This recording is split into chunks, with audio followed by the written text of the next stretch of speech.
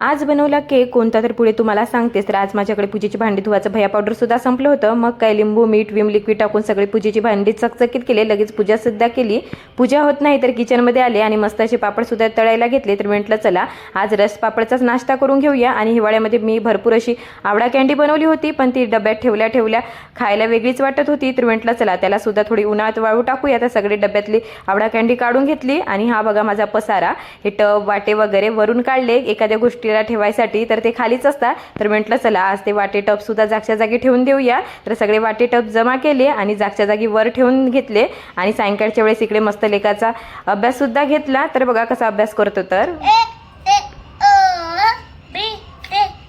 तितक्या दीदीचा सुद्धा फोन आला की आपल्याला केक बनवायचा आहे म्हणून। मग काय पटकन तिच्या घरी आले आणि मस्त असा ओरिओ बिस्किटचा केक बनवला। मी मदर डेच्या दिवशी केक बनवला होता तर तिला आवडला, तर तिचं चाललेलं की दीदी अजून बनवूया। तर इकडे मस्त आज केक बनवला।